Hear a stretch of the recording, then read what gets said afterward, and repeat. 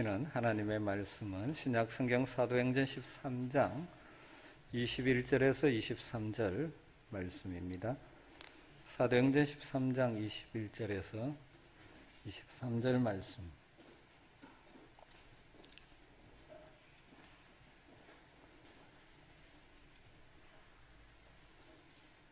사도행전 13장 21절에서 23절 말씀을 우리 같이 한 목소리로 읽겠습니다.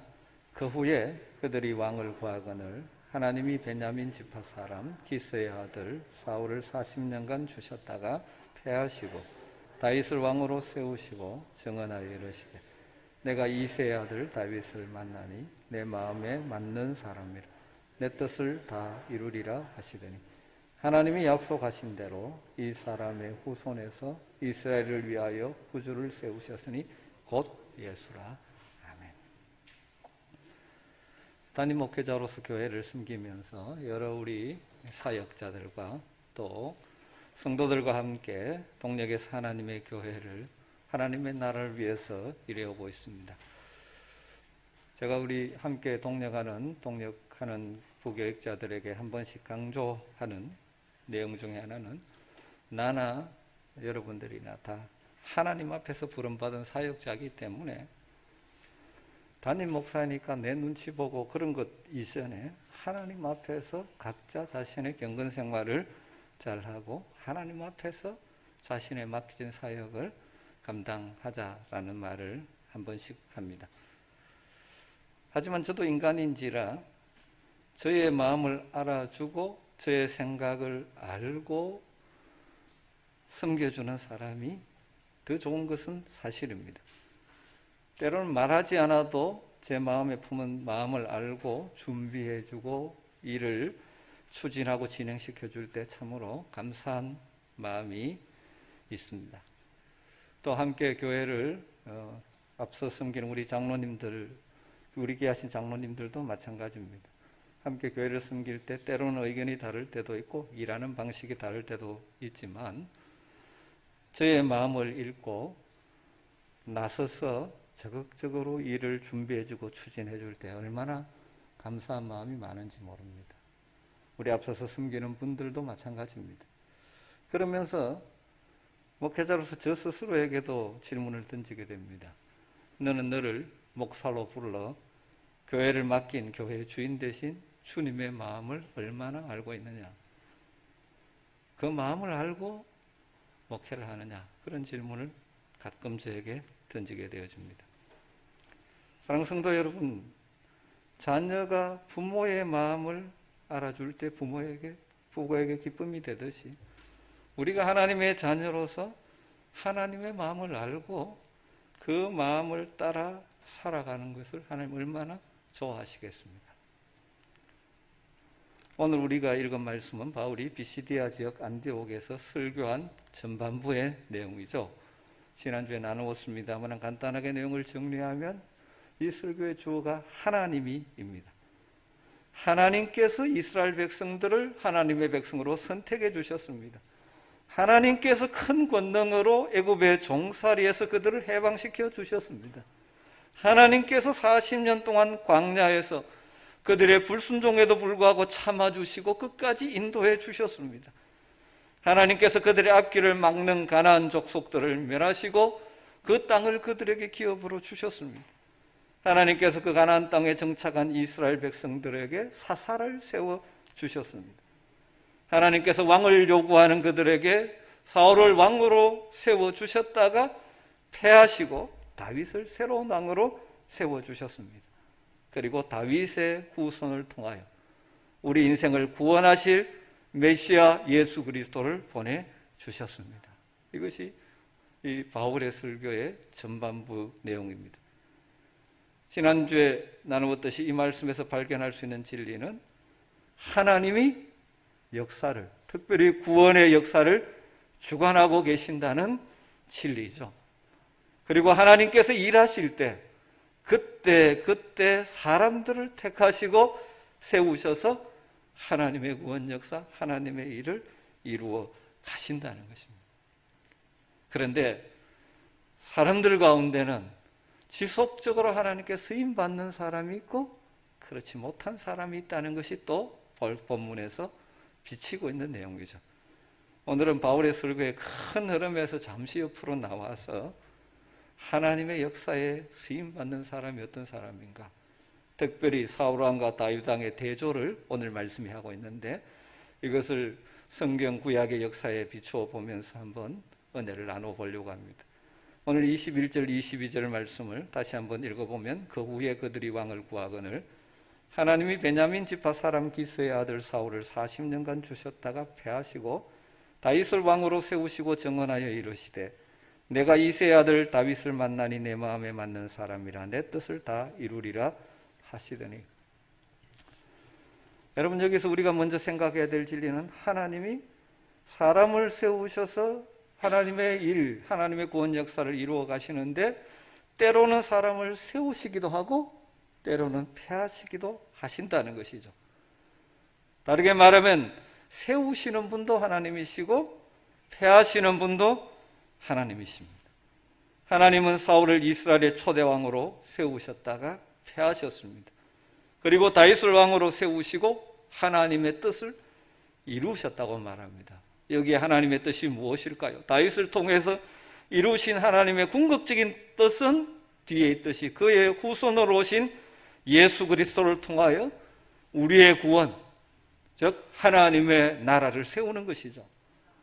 그런데 또 그 당시에 하나님의 뜻, 1차적인 뜻은 다윗을 통하여 다윗 왕국을 세우는 것입니다. 하나님이 진정한 왕이시고 다윗은 하나님의 다스림을 대행하는 인간 왕으로서 다스림으로 하나님의 통치가 그곳에 임하는 왕국, 다윗 왕국을 다윗을 통하여 세우신 것이죠. 여러분, 하나님은 패하기도 하시고 세우기도 하시는 분이십니다. 그렇기 때문에 우리는 늘 겸손하게 하나님께 쓰임받는 인생 되기를 기도해야 되는 줄 믿습니다. 물론 새로운 하나님의 언약 백성으로서 우리의 구원을 잃어버리는 일은 없겠지만 하나님께 쓰임받는 영광은 잃어버릴 수도 사라질 수도 있다는 사실을 기억해야 합니다. 개인적으로도 그렇고 교회적으로도 마찬가지입니다. 하나님의 마음을 알고 하나님의 뜻을 지속적으로 따르는 교회가 될 때 지속적으로 쓰임받습니다. 그렇지 않으면 요한계시록에서 말씀하신 것처럼 하나님께서 때로는 촛대를 옮겨버리는 불행한 일이 일어날 수도 있는 것이죠. 과거의 초대교회 역사의 현장인 특히 그 길을 방문하면 소아시아의 교회들, 한때는 귀하게 쓰임받았지만 지금 가보면 다 폐허가 되어버린 곳을 보게 되었습니다. 에베소 교회, 스모나 교회, 버가모, 두아디라, 사데, 빌라델피아, 라우디아 교회 등, 여러분 우리가 하나님께 쓰임받는 영광을 계속 누리기를 원한다면 무엇이 중요합니까? 다윗이 어떠했기 때문에 쓰임받았습니까? 하나님의 마음에 맞는 자였기 때문에. 옛날 번역에 하나님의 마음에 합한 자. 여러분, 우리가 지속적으로 쓰임받으려면 하나님의 마음에 합한 자, 맞는 자가 되어야 합니다. 그렇다면 사울을 패하시고 다윗을 세우시는 이 역사를 통해서 우리가 배울 수 있는 것은 무엇입니까? 다윗 왕과 사울 왕의 차이가 무엇입니까? 여러 가지 요소가 밀접하게 연결되어 있지만 몇 가지로 나누어서 한번 말씀을 나누어 보려고 합니다. 여러분, 누가 하나님께 지속적으로 쓰임받을 수 있을까요? 또 어떤 사람이 하나님께 쓰임받는 영광을 잃어버릴까요? 첫 번째로는 하나님의 영이 함께하느냐 떠나버리느냐. 하나님께서 왜 사울을 패하셨습니까? 사울이 이스라엘 왕으로 세움을 입었습니다. 그를 왕으로 세우실 때 하나님의 영이 그에게 임했습니다. 그래서 그의 왕정 초기에 하나님의 백성 이스라엘을 적들로부터 구원하는 하나님의 도구로 쓰임을 받았습니다.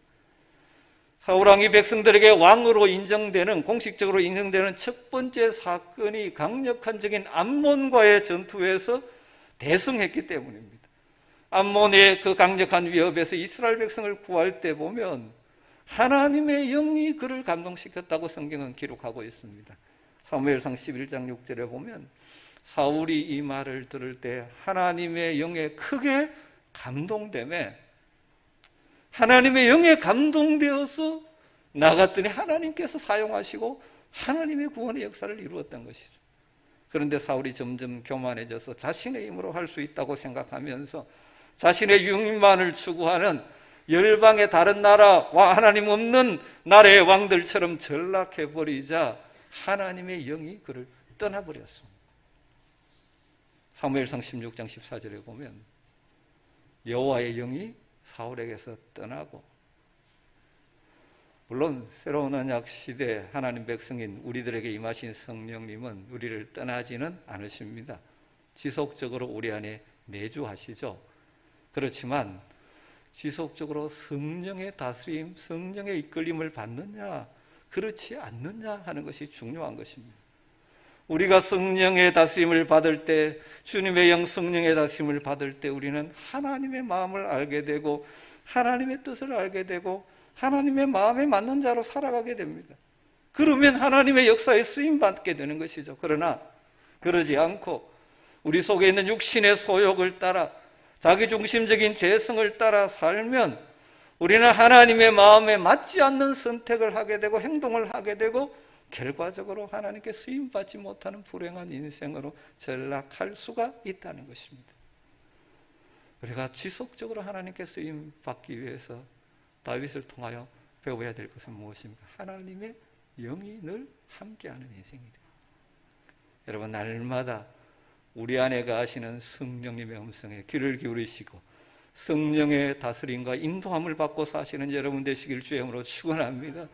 여러분의 욕심에 이끌리는 것이 아니라 성령에 이끌리는 삶을 살 때 하나님에게 쓰임받게 되는 것입니다.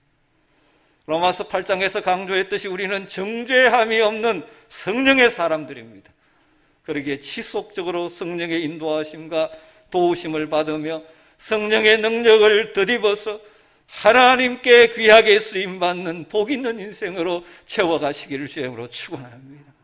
한 번뿐인 인생, 하나님께 쓰임받는 인생을 살아야 하지 않겠습니까? 두 번째로 연결됩니다마는 사울과 다윗의 차이가 무엇일까요? 사울은 열방 같은 왕이 되어버렸고 다윗은 하나님을 대신한 왕의 위치를 지켰습니다. 사울이 왕이 된 후에 주변 나라들의 침략으로부터 나라를 지키고 왕국에 필요한 제도를 세우는 등 초대 왕으로서 여러 가지 일들을 많이 했습니다. 그런데 문제는 그가 그 왕좌에 앉아서 권력을 휘두르기 시작하면서 달라져 버린 것이죠.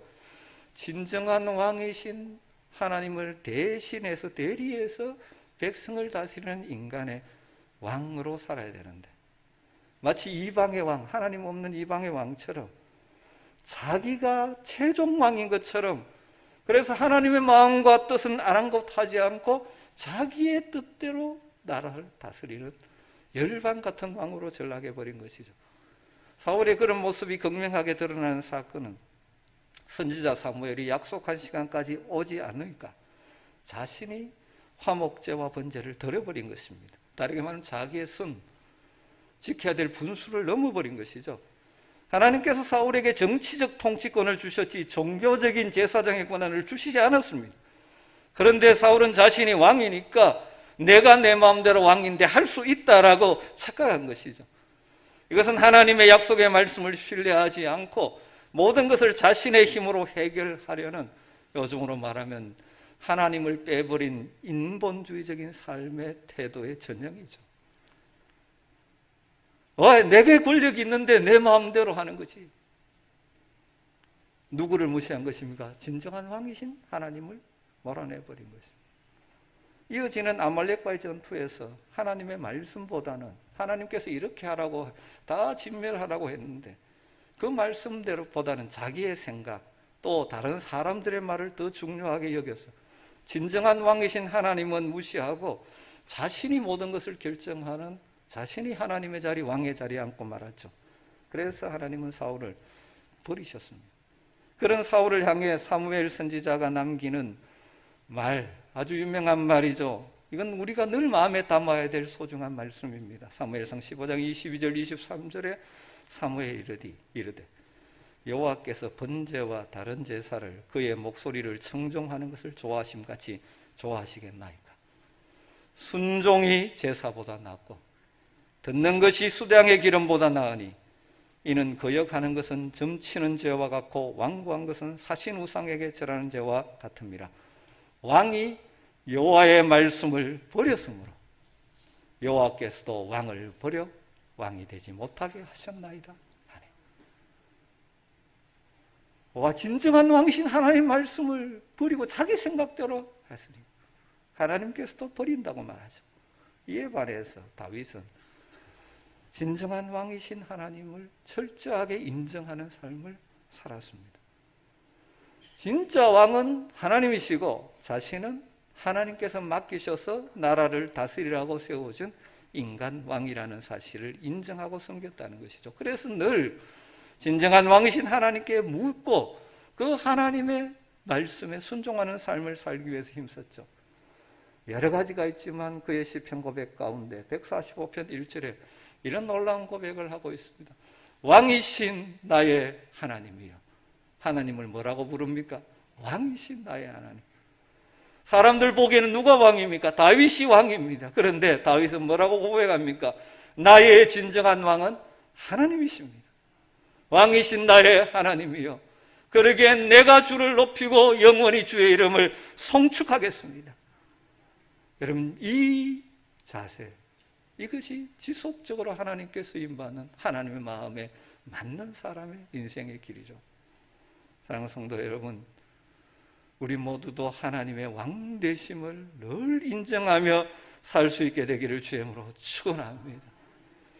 내가 내 인생의 주인, 내가 내 인생의 왕, 그래서 내 계획대로, 내 생각대로, 내 욕망대로, 내 감정대로 사는 것이 아니라 진정한 왕이신 하나님의 뜻을 구하며 그분의 마음을 알아서 살아갈 때 우리는 지속적으로 쓰임받는 복 있는 인생을 살게 되는 것입니다. 우리 모두 다 왕이신 나의 하나님이여, 내가 주를 높이고 주의 이름을 송축하겠습니다 고백하며 살 수 있게 되기를 주의 이름으로 축원합니다. 세 번째로 두 사람의 차이가 무엇입니까? 잘못했을 때 단순히 후회하는 인생이냐, 진정으로 회개하는 인생을 사느냐 하는 것입니다. 우리 인생은 누구나 연약하기 때문에 실수하기도 하고 죄를 짓기도 하고 넘어지기도 합니다. 그러지 않는 사람 누가 있습니까? 그런데 중요한 것은 넘어졌을 때, 실수했을 때, 범죄했을 때 그것을 어떻게 처리하느냐 하는 것입니다. 이 부분에서도 사울과 다윗의 아주 극명한 차이를 보이죠. 사무엘상 15장을 보면 아말렉과의 전투에서 하나님의 말씀을 어겼다는 사무엘의 지적에도 불구하고 사울은 자신의 불순종을 변명하고 합리화하기에 바쁩니다. 그리고 계속되는 사무엘의 지적에서 내가 죄를 지었다고 인정하지만 회개하지 않습니다. 다르게 말하자면 후회는 하지만 고치지 않습니다. 그의 관심은 뭐냐 하면 이 백성들 앞에서 나를 좀 높여달라. 내 백성들 앞에서 내 체면 깎지 말라. 이것이 그의 공통 관심입니다. 다윗도 넘어진 적이 있습니다. 아주 심각하게 범죄했죠. 자신의 충신인 우리아의 아내 바세바를 취해버렸습니다. 뿐만 아니라 우리아를 죽음에 빠지도록 살인교사를 했지 않습니까? 하지만 선지자 나단의 지적에 철저하게 회개하고 돌이키죠. 시편 51편이 그 다윗의 참회시지 않습니까? 7절에 우슬초로 나를 정결하게 하소서 내가 정하리이다. 나의 죄를 씻어주소서 내가 눈보다 희리이다. 10절부터 하나님이 내 속에 정한 마음을 창조하시고 내 안에 정직한 영을 새롭게 하소서. 나를 주 앞에서 쫓아내지 마시고 주의 성령을 거두지 마소서. 주의 구원의 즐거움을 내게 회복시켜 주시고 자원하는 심령을 주사 나를 붙드소서. 사랑하는 성도 여러분, 저나 여러분 다 연약한 존재입니다. 때로는 넘어집니다. 그렇지만 중요한 것은 무엇입니까? 철저한 회개를 통하여 하나님과의 관계를 회복하는 것입니다. 그럴 때 우리는 지속적으로 쓰임받는 인생이 될 수 있는 것입니다. 여러분, 합리화하고 변명하지 마시고 후회만 하는 인생이 아니라 회개를 통하여 하나님과의 관계를 회복함으로 지속적으로 쓰임받는 성도들이 되시길 주님으로 축복합니다. 이 모든 것을 종합하면서 마지막으로 드리고 싶은 말씀은 사울의 인생과 다윗의 인생의 차이가 무엇입니까? 하나님을 향하여 사울은 다친 인생을 산 자였고 다윗은 하나님을 향하여 열린 인생을 산 자라고 할 수 있습니다. 하나님의 역사에 쓰임받다가 지속적인 쓰임을 받지 못하는 사울의 인생은 하나님을 향하여 닫힌 인생, 그래서 마음을 닫고 자기 중심으로 산 자입니다. 사울은 보면 성실한 사람이었던 것은 분명합니다. 그러나 영적인 일에 무관심했죠. 여러분, 성실한 거 굉장히 중요합니다. 그러나 하나님과 관계없는 성실은 무의미합니다. 또 사울은 자의식 그리고 비교의식이 굉장히 강한 사람입니다. 요즘으로 말하면 자기 정체감이 좀 약하고 늘 비교 속에서 자기를 찾아가는 사람. 하나님 앞에서 자기를 보는 것이 아니라 다른 사람과 비교하면서 자기를 봅니다. 그러다 보니까 그의 행동 기준은 상황에 따라 행동하죠. 블레셋과의 전쟁을 앞두고 그는 자신의 필요를 따라 제사장의 직무를 행해버립니다. 원리보다는 상황이 그의 행동의 기준이 된 거예요. 상황이 이러니까 어쩔 수 없다. 여러분, 우리가 종종 이런 변명을 하지 않습니까? 왜 그러냐? 상황이 그렇기 때문에 어쩔 수 없다. 이런 식으로 살아가는 삶이죠. 또 사울은 하나님을 기쁘시게 하기보다는 자신과 사람을 기쁘게 하는 사람. 아말렉과의 전투에서 하나님 명령 무시하고 자신의 욕심을 따라 좋은 것들을 남겨놓습니다. 그러면서 서로는 어떻게 합니까? 하나님의 명령에 순종했다라고 착각하고 자신을 합리화시킵니다. 왜 남겨놓았느냐? 하나님께 제사를 드리라고. 겉으로는 그럴듯하게 포장한 것이죠. 좋은 것으로 하나님을 섬기겠다는 자신의 생각과 모든 것을 직면하는 하나님의 명령, 둘 사이에 뭘 따라야 됩니까? 그런데 하나님 뜻보다는 자기의 생각을 따라 사는 것이죠. 또 물으니까 뭐라고 합니까? 사람들이 그렇게 하자고 했다고 말합니다. 하나님 말보다는 사람들의 말에 귀를 기울이는 것이죠. 그리고 사울은 자기의 영광을 구하는 사람입니다. 아말렉과의 전투에서 불순종했지만 하나님께 승리를 주셨습니다. 불순종하고 회개해야 되는데 그가 그 다음에 한 일은 뭐냐 하면 내가 이런 큰 승리를 거두었다 하고 사무엘상 15장에 보면 자기의 승리 기념비를 세운 거죠. 하나님 앞에 엎드려 회개해야 될 그가 내가 이렇게 승리했다고 자기를 드러내는 삶을 사는 것이죠. 또 늘 경쟁의식과 시기심에 사로잡혀서 마음의 분노를 품고 살죠. 골리앗을 다윗이 물리고 치고 돌아왔을 때 사울이 죽인 자는 천천히요, 다윗은 만만히라고 부르는 여인들의 노래소리를 듣고 나서부터 다윗을 시기하고 심지어 죽이려고 눈에 불을 켜고 다니는 사람이 되어버렸습니다. 몇 번이나 자신의 행동을 후회하죠. 다윗은 여러 번 기회가 있었지만 여호와의 기름 부음 받은 자를 내가 손댈 수 없다라고 해서 그때마다 내 아들 다윗아 그러면서 내가 잘못했다 후회는 하는데 진정으로 회개하지 않고 자신의 명예욕과 정권 유지 욕구에 불타서 다윗을 죽이려고 이리 뛰고 저리 뛰는 불행한 인생이 되고 말았습니다. 다르게 말하면 그의 인생의 기초는 하나님 말씀이 아니라 자기의 감정을 따라. 한마디로 요약하면 하나님은 필요할 때 이름을 부르는 것이고 자기의 유익이 뭐냐, 내 감정이 어떠냐, 자기의 생각에 사로잡혀 살아가는 자기중심적인 인생.